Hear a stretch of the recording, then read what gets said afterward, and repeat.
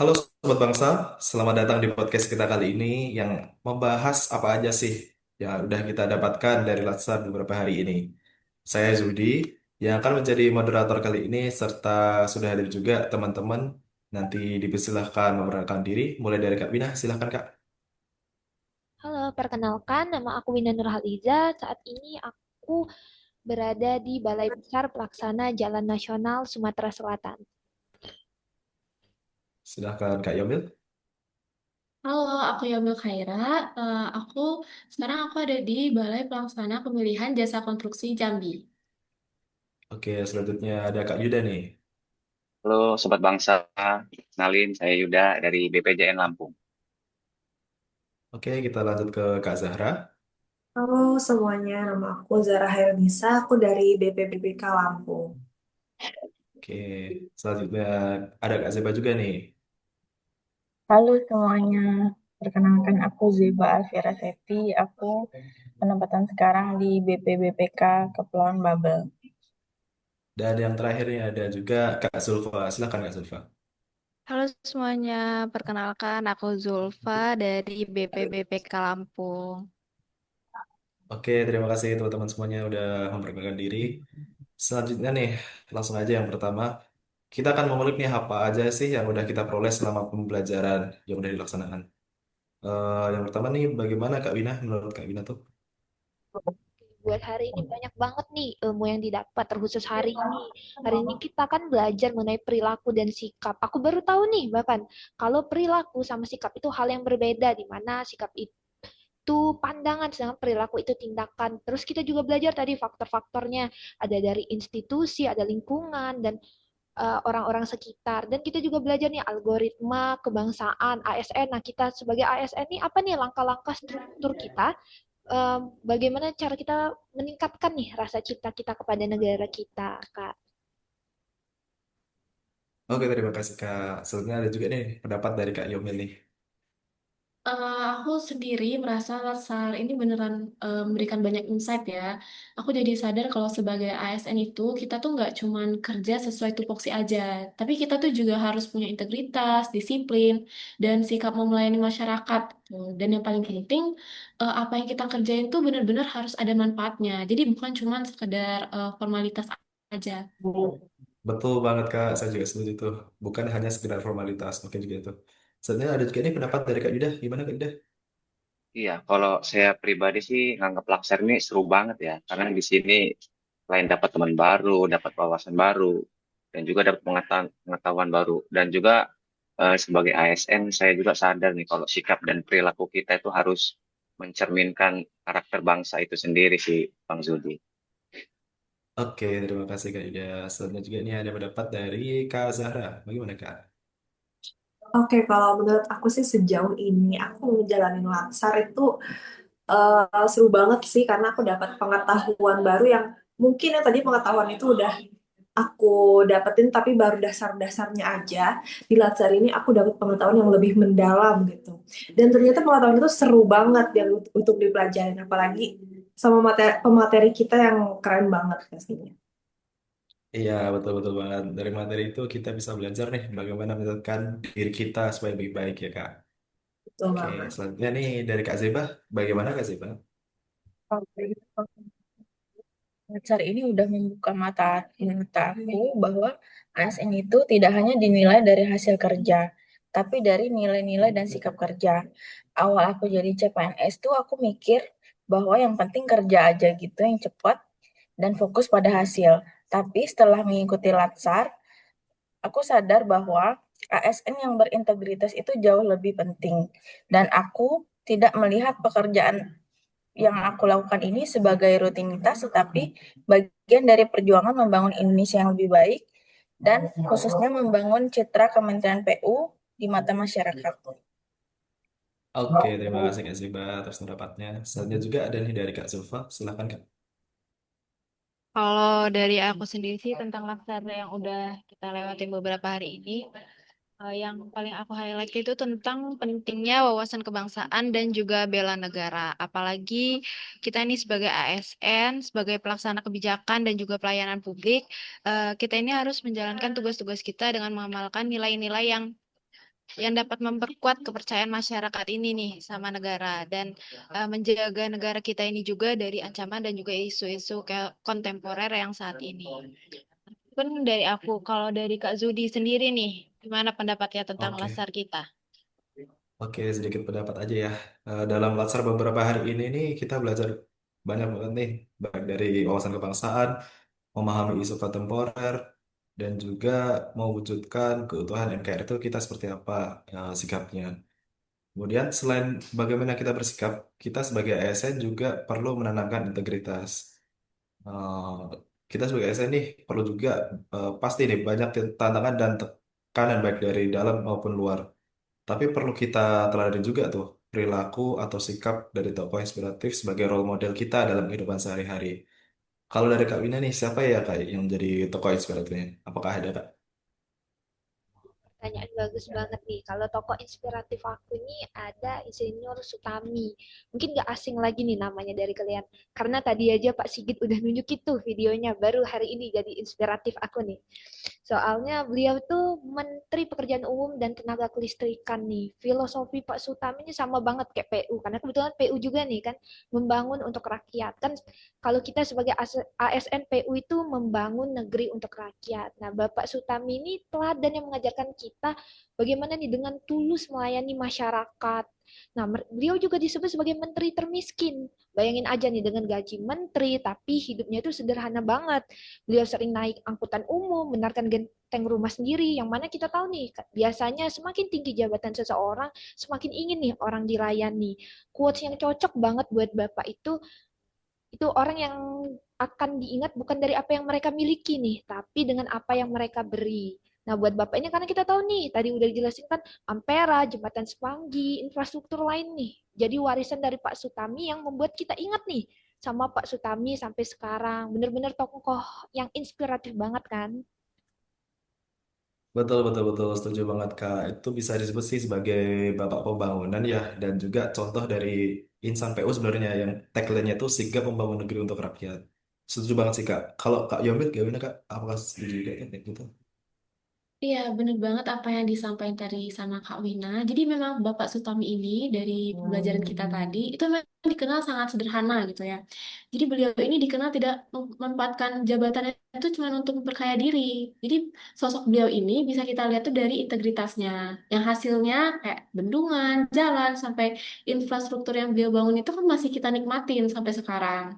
Jadi itu tuh benar-benar hal yang sangat berharga gitu. Jadi yang bisa kita pelajari dari beliau ini sebagai ASN itu bukan dinilai dari seberapa besar harta yang kita kumpulin, tapi dari seberapa besar manfaat yang kita berikan untuk rakyat. Karena emang pada dasarnya itu kita punya tugas untuk melayani rakyat, gitu. Oke, oke, betul, betul, betul banget Kak. Dari pembelajaran tokoh inspiratif di atas sebat bangsa gini ya, sayangnya masih terdapat nih pimpinan pemerintah Indonesia yang tidak sejalan tuh dengan prinsip Insinyur Sutami. Nah, isu yang sering terjadi itu ada korupsi, teman-teman. Bagaimana? Apakah seperti itu menurut Kak Yuda sama halnya seperti itu, Kak? Iya, bener banget apa yang dibilang Bang Zudin ya. Apalagi belakangan ini berita korupsi dan penyalahgunaan wewenang itu marak kalau kita lihat di media-media sosial ya. Mungkin di sini saya ada eh, apa ya bisa dibilang ilustrasi menarik nih. Bayangin kalau sebuah bangunan megah, kokoh, bangunan ini adalah simbol kemajuan dan harapan cita-cita bangsa. Namun apa jadinya nih kalau pondasinya rapuh, penuh dengan retakan tersembunyi. Dan retakan itu yang bernama korupsi dan penyalahgunaan wewenang.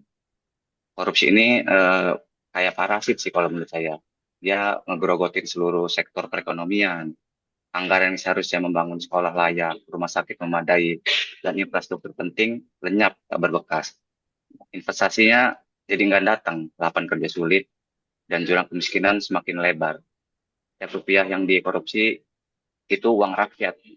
Jadi itu sih menurut pendapat saya. Mungkin Kak Zahra bisa nambahin di sini. Ya benar banget ya kata Kak Yuda ya. Korupsi itu udah lama yang jadi masalah serius di Indonesia. Bahkan bisa dibilang selalu menjadi masalah serius gitu di Indonesia. Bahkan menurut survei internasional pun tingkat korupsi kita tuh masih tergolong tinggi banget dibandingkan negara-negara yang lainnya. Yang dampaknya tuh bukan cuma ke uang negara hilang, tetapi kepercayaan masyarakat juga ikut hilang. Karena itu jadi bangunan juga pembangunan jadi lambat. Terus jurang ketidakadilan sosialnya juga semakin lebar. Tapi kalau kita lihat lagi lebih dalam, salah satu akar dari korupsi ini sebenarnya ada di penyalahgunaan wewenang.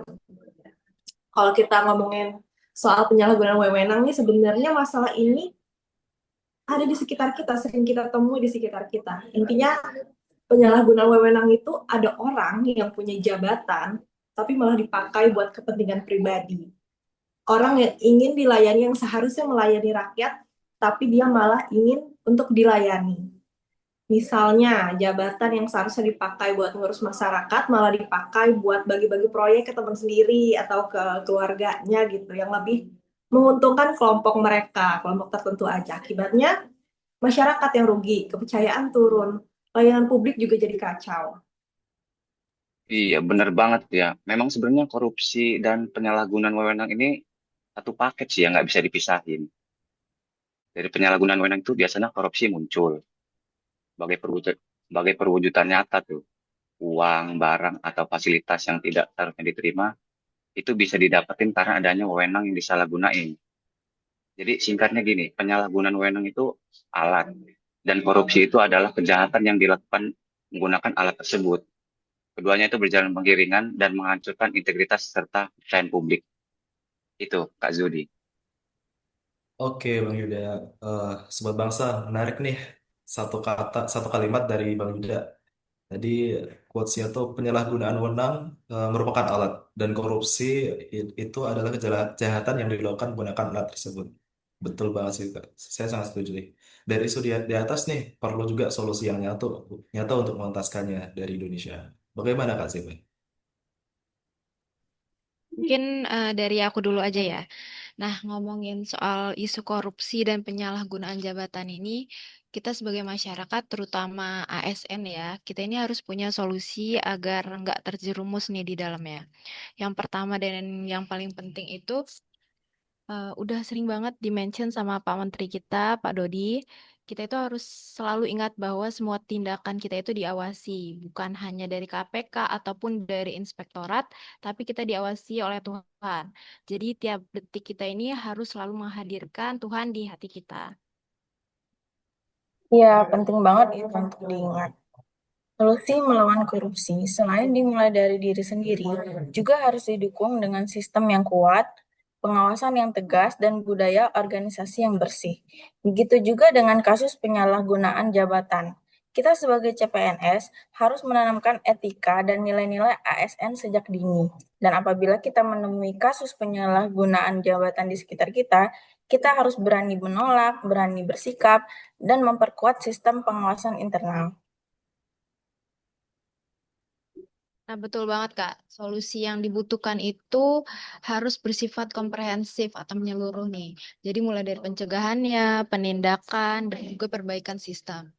Dengan kita memberikan pelayanan yang transparan dan akuntabel, kita ini akan meningkatkan kualitas pelayanan kita kepada masyarakat dan juga menguatkan rasa kepercayaan masyarakat terhadap pemerintah. Dan yang terakhir nih, penindakan bagi pelaku-pelakunya. Jadi pelaku-pelaku ini tuh harus diberikan hukuman yang tegas agar mereka ini mendapatkan efek jerah. Ya, benar banget tuh. Penegakan hukum dan sanksi yang tegas itu sangat diperlukan. Tanpa sanksi, pelanggaran akan terus berulang. Oke, terima kasih Kak Zulfa dan Kak Zeba.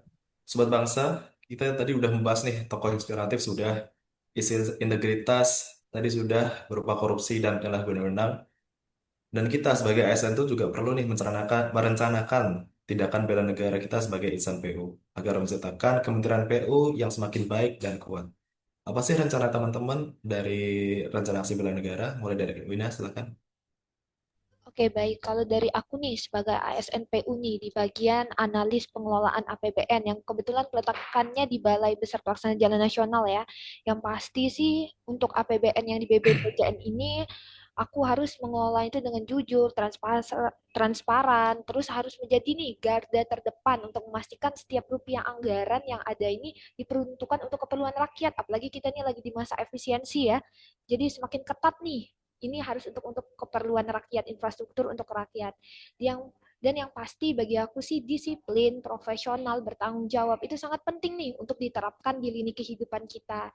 Jadi moto yang cocok nih untuk tugasku sih mengelola dan mengoptimalkan APBN di PU ini terkhusus di pengelolaan jalan nasional. Oke, silahkan Kak Yomil nanti. Ya. Ya, kalau dari itu, jadi sebagai seorang ASN, pasti kita tuh harus bekerja dengan integritas dan meningkatkan profesionalisme. Dan sesuai kata Kak Wina tadi juga, kita itu harus memastikan setiap uang yang kita belanjain itu benar-benar berorientasi pada kepentingan rakyat gitu. Jadi tidak terbuang sia-sia. Oke, terima kasih Kak. Selanjutnya ada Kak Yuda. Oke, karena di sini kebetulan Kak Wina dan saya ini formasinya sama nih, mungkin nggak jauh beda. Mungkin di sini saya akan lebih memastikan aja nih bahwa APBN yang keluar melalui saya itu akan terserap dengan optimal dan jauh dari praktik korupsi serta memberikan dampak yang signifikan terhadap masyarakat. Itu Kak Judi. Oke, terima kasih Kak Yuda. Selanjutnya ada juga dari Kak Zahra. Silahkan Kak Zahra. Oke, kalau dari aku sih sesuai dari yang udah kita omongin tadi, sebagai seorang ASN itu kita wajib menjaga integritas dan anti korupsi. Caranya gimana? Caranya dengan bekerja yang jujur, transparan, dan akuntabel. Khususnya untuk aku yang sekarang bekerja dalam jabatan sama, aku dalam pengelolaan keuangan APBN. Jadi aku harus memastikan pekerjaan aku itu jujur, transparan, dan akuntabel dalam setiap pengelolaan anggaran negara. Oke, terima kasih Kak Zahra. Selanjutnya dari Kak Siba. Silahkan Kak. Aku menjadi ASN itu bukan hanya soal bekerja, tapi soal pengabdian. Setiap ASN harus berkomitmen bekerja dengan hati, melayani dengan aksi, dan mengabdi untuk negeri demi terciptanya pelayanan publik yang bersih, jujur, dan adil. Oke, terima kasih Kak Siba. Selanjutnya ada juga dari Kak Zulfa. Betul banget yang udah diucapin sama teman-teman sebelumnya. Sesuai dengan slogan kita juga nih, sigap membangun negeri untuk rakyat. Semangat membangun negeri ini kan bukan sekedar membangun fisik ya, tetapi juga menjaga kepercayaan publik dengan kita mengelola sumber daya negara ini secara bertanggung jawab demi kemakmuran rakyat dan juga kepentingan bangsa untuk generasi mendatang. Oke, terima kasih teman-teman yang udah maparin deh rencana aksi bela negara sebagai insan PU. Singkatnya, sebagai insan PU tuh bela negara bisa diwujudin dengan integritas, profesional, dan gotong royong. Dengan semua itu, insan PU bukan hanya membangun jembatan dan jalan ataupun infrastruktur lainnya, tapi juga menjembatani harapan bangsa menuju Indonesia maju. Begitu, teman-teman. Sobat bangsa, ini nih sebagai penutup, ada satu pantun nih, nanti minta tolong cakapnya ya. Oke, mentari pagi bersinar terang, Cakep. Cakep. burung berkicau riang gembira. Cakep. Cakep. Cakep. Cakep. Kami podcast Bangsa dari Palembang. Sampai jumpa di obrolan berikutnya. Terima kasih teman-teman. Makasih. Terima kasih semua. Oh ya, ada juga nih kita ada slogan ataupun yel-yel lah, yel singkat. Nanti kalau aku bilang kelompok 10 jawab muda, kreatif, inovatif gitu ya. Ya. Oke. Kelompok 10 Mudah. muda, Mudah, kreatif, Kreatif, inovatif. inovatif. inovatif. Oke, terima kasih. Sampai jumpa di podcast selanjutnya, Sobat Bangsa. Dadah. Nah.